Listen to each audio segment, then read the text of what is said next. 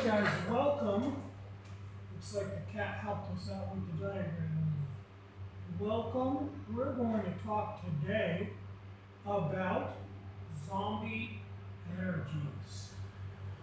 Zombie energies. Zombies consume a huge amount of energy as part of the goal of murdering us, themselves, their children, reducing the species. Zombies aren't bad people. Their bodies have measured the habitation and come up short.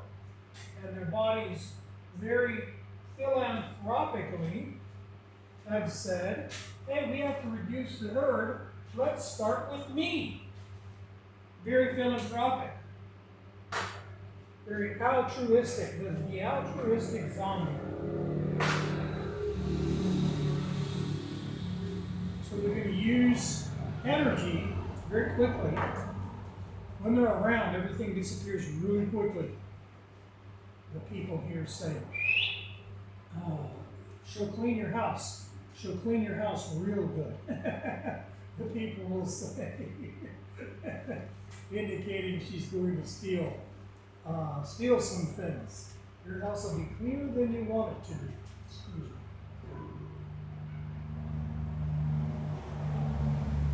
However, we're referring to the actual energy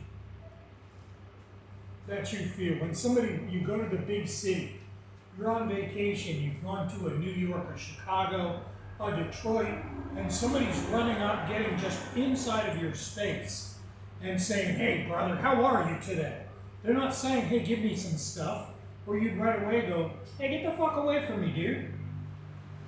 They're running up and saying, hey, how are you? I'm concerned about you, brother.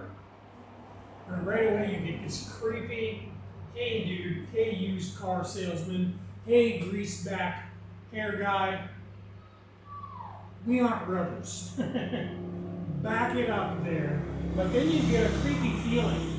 You know, you've got your cackles up. If you were a cat, those hairs would be standing up on your back, even after this person went away.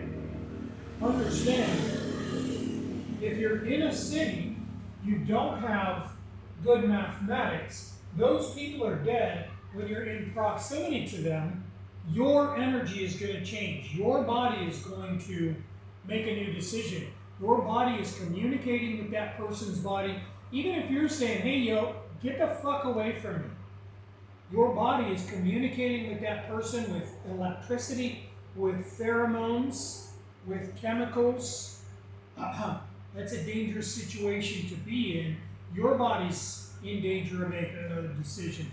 I warn you, when you're in a city, if you got to go in for a short period of time, almost every city I've lived in, most of the cities I've been to, all of the cities that I've lived in, you've got, you've got the view right in front of you. But if you lift your gaze just a little bit, you're going to see the fucking Rocky Mountains. You're going to see cows. You're going to see pastures. You're going to see windmills. You're going to see species-specific energies for 100 miles. In Denver, I got into some very minor accidents, but I'm driving around in my Hummer. It's sitting a little bit high up. The little one, guys. I had the little one with the 4-cylinder engine, mostly plastic, and it was a promotional vehicle for my company. We would go to the convention center, we'd polish it up. It had the great big, ridiculous tires, but we'd back it up onto this crazy thing, and it would get our booth extra attention for our business. And so, for tax purposes, that was my vehicle, and that's what I had to drive around in.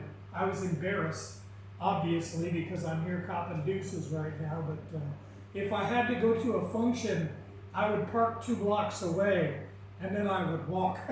I didn't want anybody I knew to know that that was my vehicle. But it was a nice high perch, and I would get to looking at the mountains. I'd be stuck in the traffic. What's the view in the traffic? The guy in front of you says super IX energy, this super aggro energy, bumper to bumper, and why won't this? But it's Denver, Colorado. And so I'd be looking at the Rocky Mountains, or I'd be looking a couple blocks away at a beautiful tree, and I'd bump into somebody. I don't think anybody did an insurance claim because it was a bump.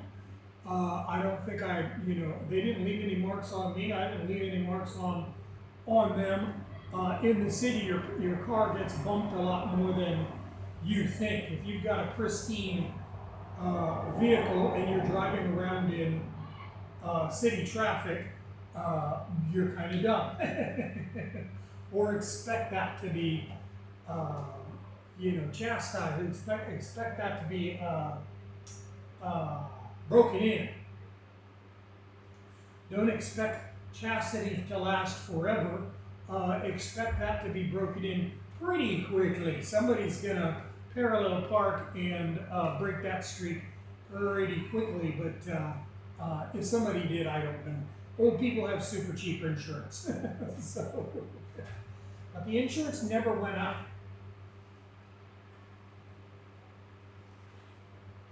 But it was a tappy tap.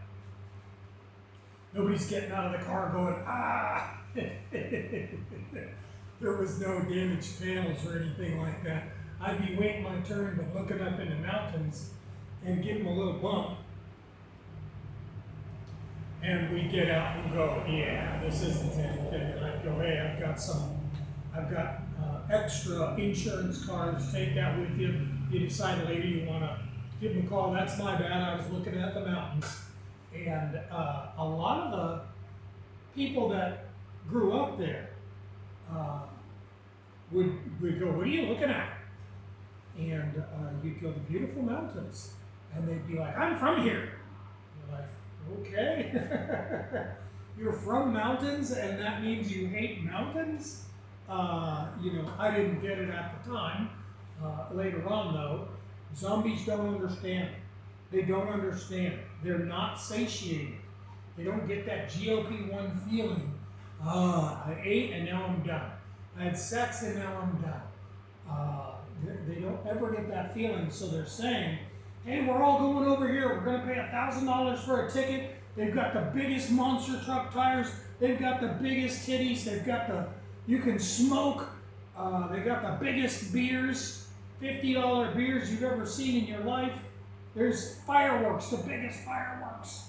And you're just staring at a tree, stopped in a trail staring at a tree, and they're going, what are you doing? That's just a tree. Over here is the huge porn star titties are over here, the cigarettes are over here. The drugs are over here. And I'm already getting that GLP-1 from looking at this tree because there's a wealth of microorganisms in there. And so I'm already content. My body is feeling this overwhelming sense of motivation and happiness and endorphins already.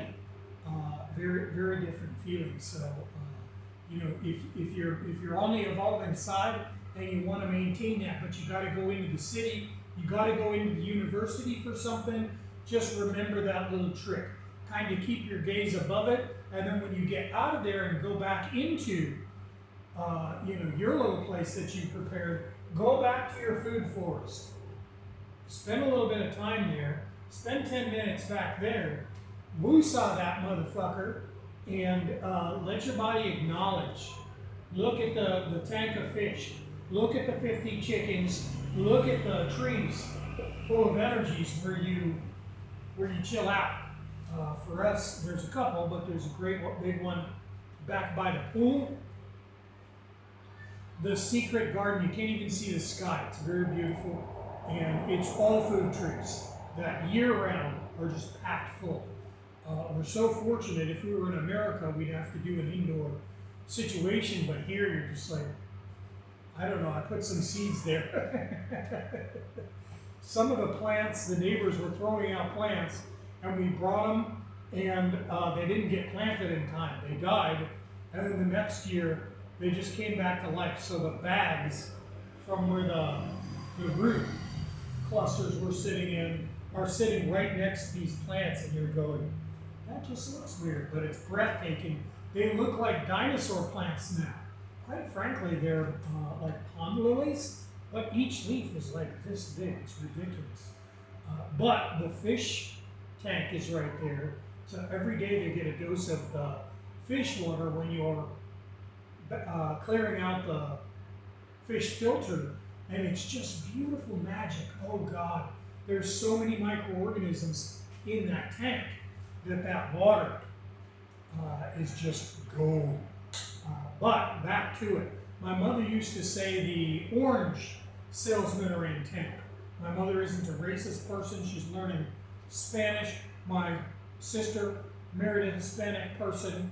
However, there are Hispanic people that would come straight from New Mexico or Mexico or something, and they would sell bags of fruit. And they'd run up to your door, and then they'd scream at you, wow! This is a normal zombie tactic. It's in the zombie DNA. They don't need to be taught this. They come up to you, they get a little bit too close to your space. They might compliment you, they might ask you too many questions in a row very quickly to where you're trying to answer one question. Now you're trying to answer a second question, and while your mind is busy, they're going to say, hey, we got this fruit. This fruit normally would cost $60. We're going to $100. We're going to give it to you for $60. Normally costs $120. We're going to give it to you for $50. Normally they're looking at $50, $60 for a sack of fruit. It's a variety of fruit. What you're going to find is they're saying this is $100 worth of fruit. Your mind is thinking about the other two questions. And so, but your mind is also fucked up because this zombie is here. Not because they're Mexican, but because they're zombies. That's that zombie energy. You've always had a feeling. You know, you're meeting up with some people and you're getting the heebie-jeebies. You're getting creeped out. The spidey sense is doing its thing. Danger, Will Robinson. And you're just kind of going, hey, I don't know what's going on, but my mind is racing. It feels like adrenaline. Just slow everything down. Let me back up over here. Slow everything down. But this person has done this 1,000 times. They know the trick. They're going to get close to you. They're going to ask a bunch of questions. They're going to talk a little too fast. And then you're going to be saying, hey, is that $100 worth of fruit? I'm not going to give you $60. I'm going to give you $40, and that's it. Only it's $10 worth of fruit, and it's bad fruit. The good fruit has been placed on the outside of the bag. The second you get this fruit into the refrigerator, you'd be lucky to have a couple of good pieces of fruit out of this thing. It's going to go bad in a day. It's been riding along in a hot-ass truck for days. It was probably not the greatest fruit in the first place. It's been arranged to look as good as possible. However, there's no connection to the price that they're pushing, and to the price that you're going to end up giving, and to what the value of this fruit is, and that's the goal. You're not going to call the police because you're just going to feel stupid. They Wu-Tang you. If you were at the grocery store and saw a big bag of fruit for $60, you'd go, man, that's fucking oranges. Oranges are $2.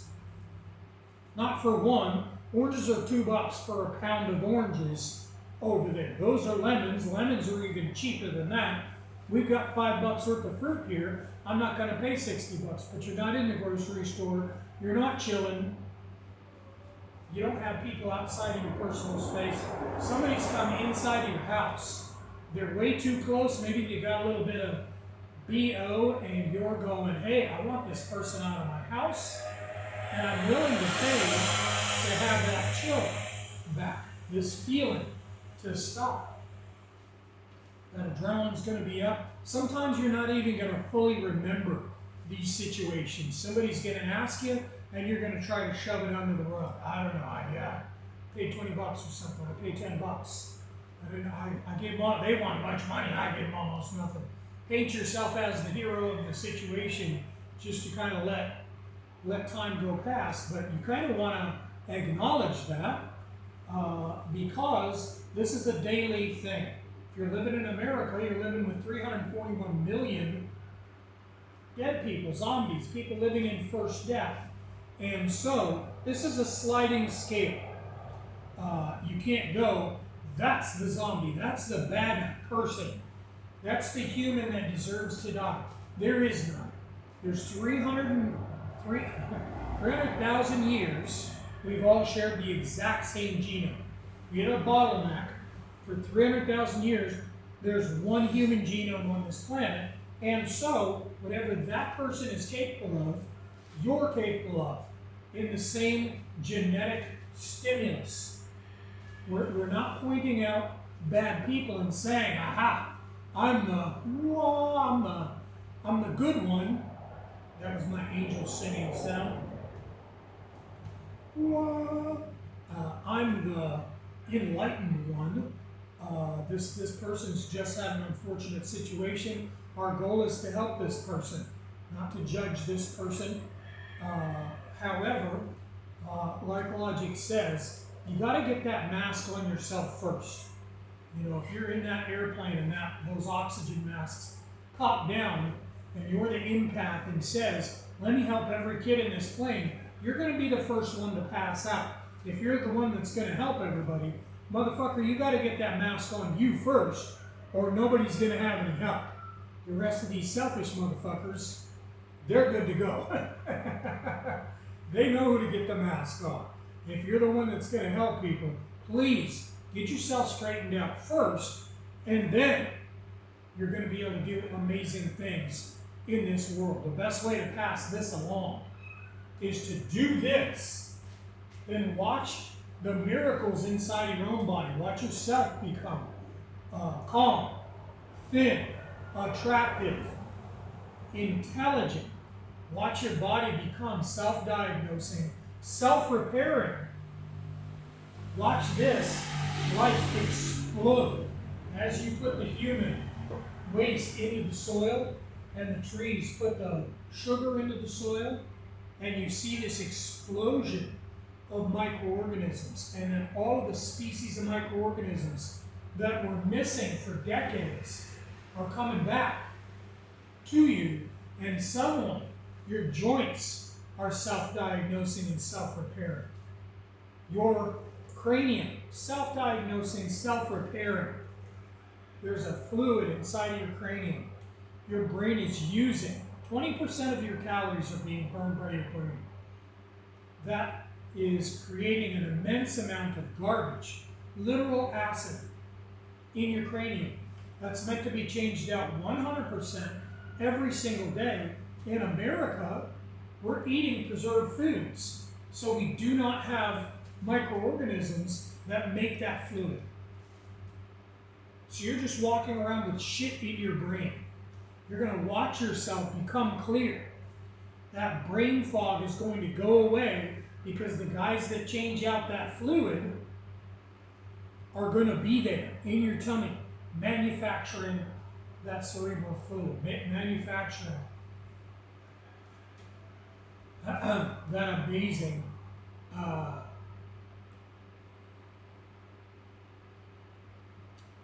liquid.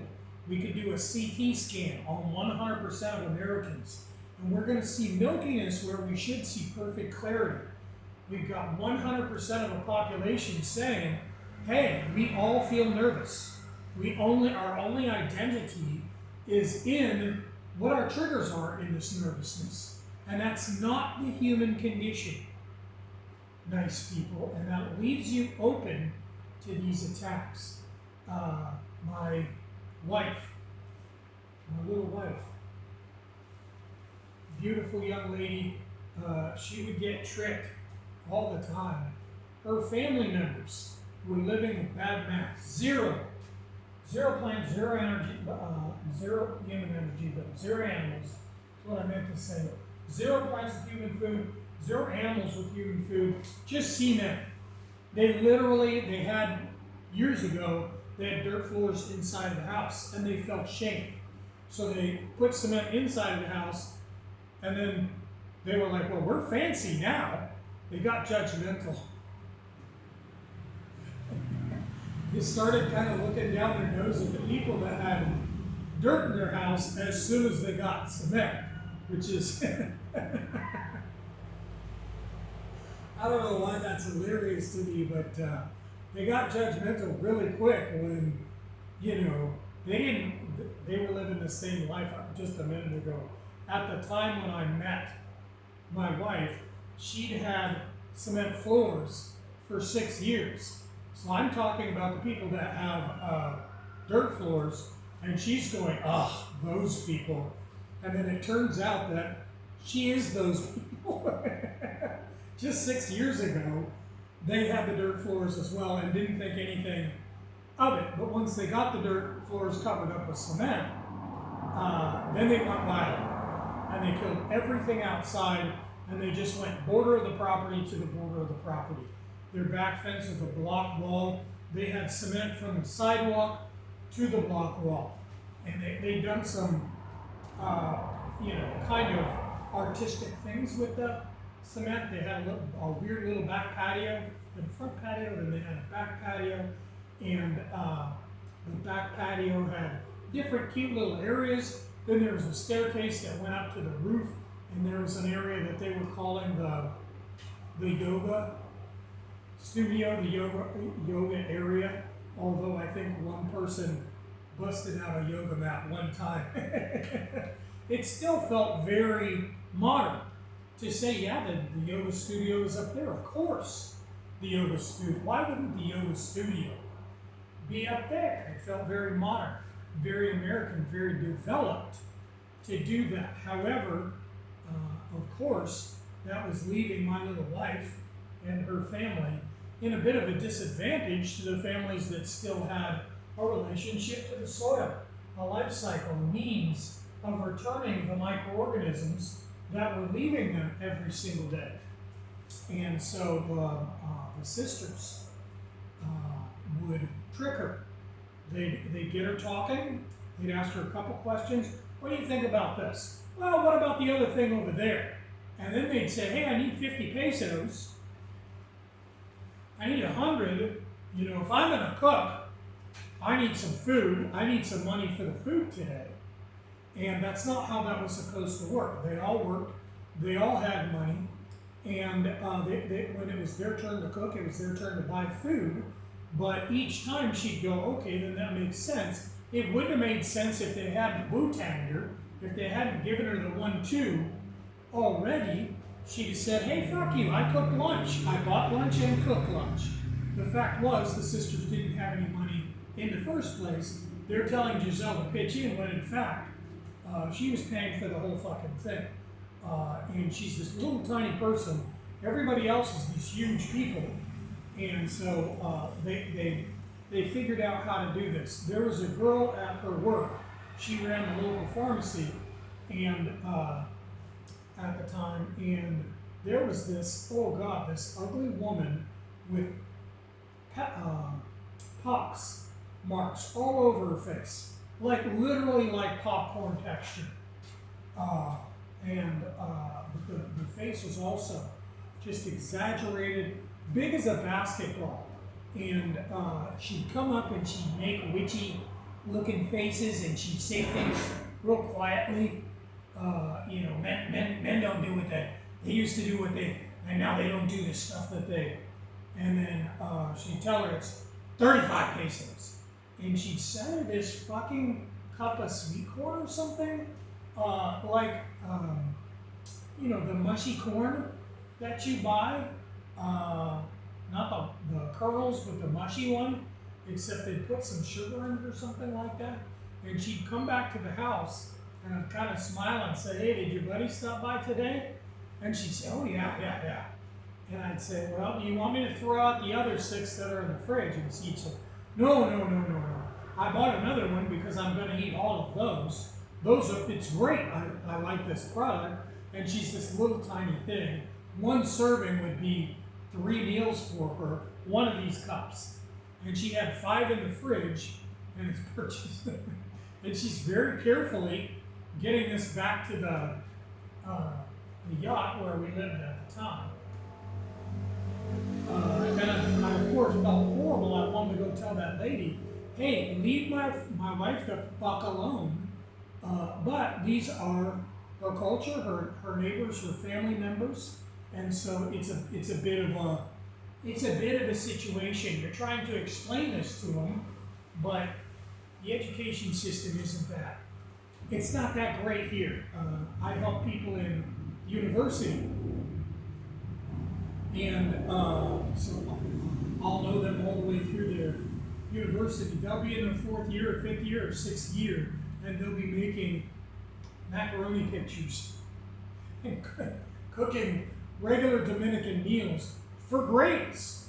The teacher's not saying, hey, by the way, these were assignments. They're getting college credits for making macaroni, for making little shaky instruments out of old coconut husks or something like that. So it's a little bit difficult. I'm not looking down my nose at these people for sure. The biggest part isn't that they're less educated, it's that they feel that they're less educated, and so there's this kind of compensation for feeling that perhaps they're less educated by saying, of course I already know that. So when you go, hey, let me just tell you real quick, this is a human life cycle, they're like, I already know that. Everybody already knows that. And you're like, well, in America, the education system that you're kind of jealous of right now, nobody knows this shit. I can tell them each piece of this and they'll go, that makes perfect sense. But then when I say, and so the microbiome can't exist unless we have this constant source of 10 billion microorganisms are leaving you every poop. If we don't have a way to return that to us, not poop, but microorganisms, then it's not sustainable. Those guys are doing 1,000 different jobs. That's difficult to describe to anybody the first time, but especially people that kind of have the wall up because they're like, hey, you're calling me dumb. By explaining something to me, that I'm assuming people commonly know, you're calling me dumb, and I'm going, I'm not, but I feel for you, so I don't tend to walk around telling people, hey, here's the life cycle, or whatever, but that's that energy, y'all, that's that energy. We all get that creeped out feeling. We all get those hairs on the back of our neck kind of standing up when certain people are around. You're super excited about somebody when they do something weird. People at my gate, I had one of the neighbors come, and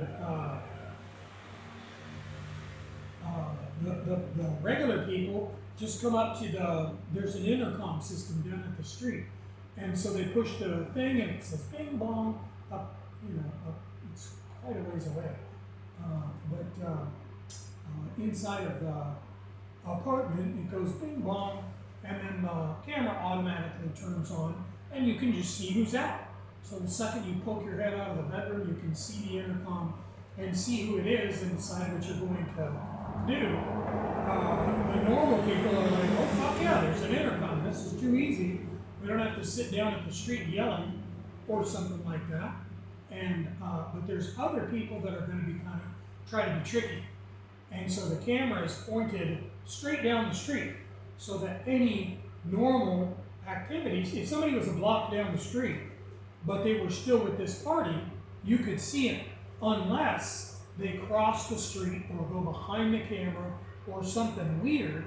But if they're trying to do that in your face thing, then they will. They'll bing bong and then say, hey, there's something going on. The other day, the guy said, "Ben Pronto, come here quickly." And if older guy's saying, "Hey, come here quickly," that's an emergency. That's a fire. That's a kid that's hurt. That's I don't know, but that's an emergency.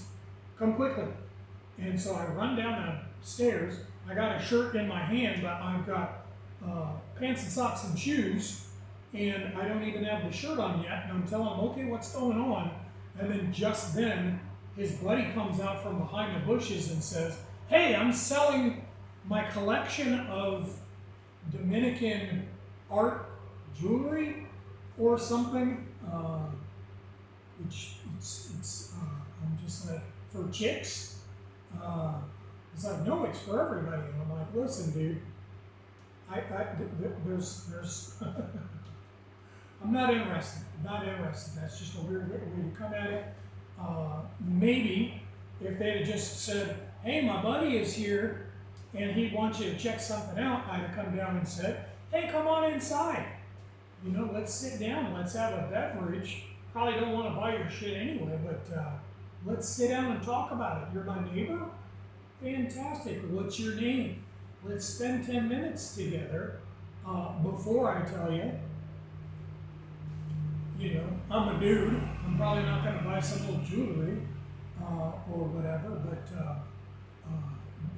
versus me just saying, 'Hey, I'm in the middle of stuff. Don't even push this button and say there's an emergency. Ben Pronto. Hey, Steven, you got a minute?' That's a normal way to start a fucking conversation. 'Ben Pronto. I think something's on fire down here. I think we got to get a kid to the hospital or something like that.' I'm running down the stairs. They're going for that energy. In your face, 2 questions, and now, 'Hey, this is worth $120. And so the dude is on a motorcycle and somehow out of the camera. And then as soon as I come down and say, 'Yeah, Prieto, what's going on?' then the dude swoops in and says, 'Hey, I'm selling this stuff.' And I'm just backing up going, 'Hey, dude, I didn't even open up the gate.' I was like, 'Hey, I'm in the middle of some stuff here. Don't say there's an emergency. I can't trust you if you're screaming there's an emergency because some weirdo wants to sell shit. That's weird. I can't even trust you, down here doing the thing. What if there's an actual emergency now? You're going to say Ben Pronto, and I'll be like, 'Man, fuck this guy. Let's go see.' Take my time and get this shirt on. Let me finish this phone call or whatever, and then come downstairs and find out that it's an actual, he cried wolf, right? But that's that zombie energy. And it's DNA. It repeats itself. One zombie doesn't have to teach the other zombie. Once we unlock this,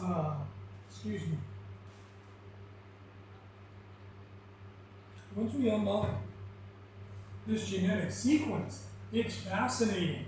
You can be in different states, you can be in different countries, and you're seeing the exact same tricks play out. It's the reduction of the species, and it's a built-in sequence of code that pops out and uses the exact same tools every single time, trying to get people to expend energy quicker than they otherwise would, so that tomorrow they go, 'Hey, I'm now at a loss. I don't have enough money to buy the food. I don't have enough energy.'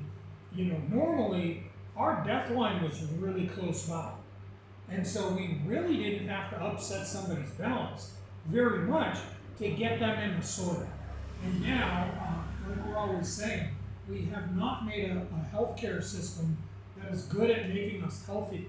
We've made a healthcare system that is good at keeping us out of the grave. We're just paddling this person back to life. If they're 600 pounds overweight, we're not curing them. We're not saying, 'And now here's a comprehensive plan 2. We're just paddling them and then putting them back on the street. They're going to live another decade. We're going to implant something that makes their heart beat, even though the heart is saying, 'Hey, you've reached manufacturing capacity. This is no longer possible. I'm pumping too much blood. This is no longer feasible. we're going to install something that tells the heart, that sends an electrical current and says, pump anyway. Do it anyway. Yes, we're going to go to the hospital on a regular basis. Yes, we're going to have zero quality of life. Yes, the quality of blood is going to be pure, impure because the filtration systems can't keep up. But our goal is not the health of this being. Our goal is to keep this person purchasing and paying taxes. That's it. They don't need to be the model of health. They just need to be out of the soil. And that's why our country looks like a walking joke, right? Excuse me. Wow, it's dry as fuck today. Let's real quick see what we're doing on time, guys. All right.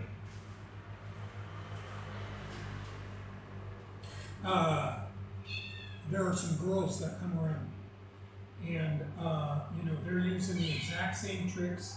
They'll tell the motor concho, "Hey, go park over there," so he can't see you, because if they've gone to my house and told the motor concho, "Hey, he'll pay," well, the likelihood is if I see the motor concho there, I'm going to say, "Hey, dumbass. Don't take anybody's word for what I'm going to pay for. If this girl doesn't have money for transportation and doesn't ask me to pay for transportation, it's not a guarantee that I'm going to do that. If I'm in the middle of something, you're going to be out of luck. Next time, understand, you're taking a chance. I don't have any bills in the fucking street. Stop doing this shit."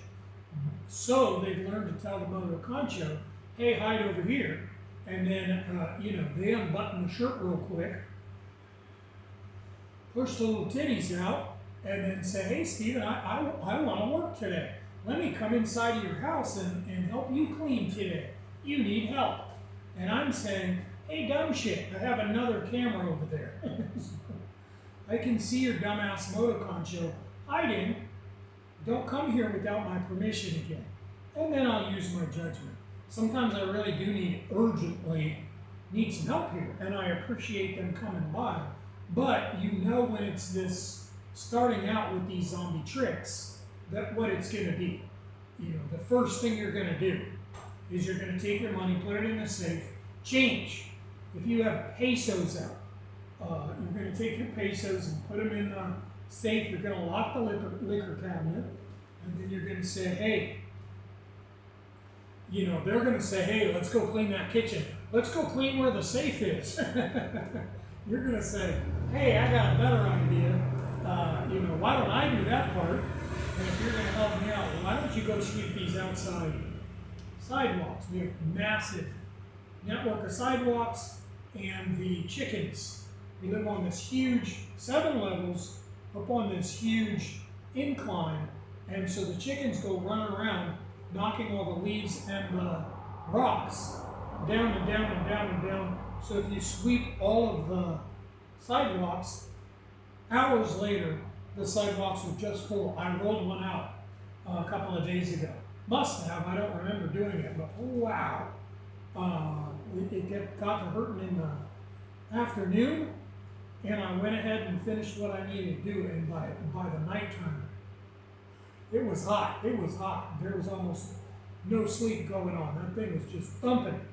But I made up a batch of ancestral stew, jamming those microorganisms and amazing whole fats. And I just feel like nobody's business. Yesterday, when I woke up, or got up, when the alarm went off, I was considering sitting down on the floor to try to get myself from my bedroom to the restroom. And today I did 3 hours of cardio on the exact same ankle. 1,000 push-ups on the exact same ankle. I used one leg lopped over the other. Don't ask me why. I've just been doing push-ups for 100 years. And so all the push-ups were on that one ankle that yesterday. Couldn't use it. I was gonna go buy crutches, but I was like, to get the crutches is gonna do so much more damage. I think I'm better off just, being immobilized. Little heat, little cold, little ibuprofen. Get the swelling down. No external swelling. It didn't swell up. It looked identical to the other, but obviously there's some internal stuff going on there. And it's got to be just rolling out. One of those rocks on the cement. Rocks on the dirt is not the same thing as rocks on the cement. And then we've been doing so much work that I'm just running 7 levels up and down these hills with people helping. And so I wouldn't have been surprised if I hit one of those pebbles and kind of slid out. I need to pay somebody to sweep the soil, to literally sweep the soil from the top all the way to the bottom, so all that goes to the bottom. I don't want it to go outside the property because all of those amazing leaves and rocks are going to be tomorrow's substrate. They're going to bang together and turn into smaller pieces, and the leaves are just going to break down into beautiful. We're getting rid of all of our energy. Every time your leaves fall off of the tree and you go, oh, I'm going to rake those up and go put those in the landfill, understand, for millions of years, this tree never lost anything. You ate the fruit, but then you pooped back into the ground. All the nutrients that came out of the soil went back into the soil. The leaves came out of the soil. The energy came from the soil, grew in the tree, and then went back into the soil. So this one little habitation was completely self-sustaining. We didn't need to import nutrient, harsh, chemical, expensive chemical nutrient into this soil, because everything that came out of this, even the food portion, was just going right back into the soil. Right, beautiful people? That's how this works. Every time you exhale your poison. If you're sitting in a bedroom with 3 paned windows, you and your gal hotboxing yourself, after 6 months, you don't have a winter cold. You don't have a lung infection.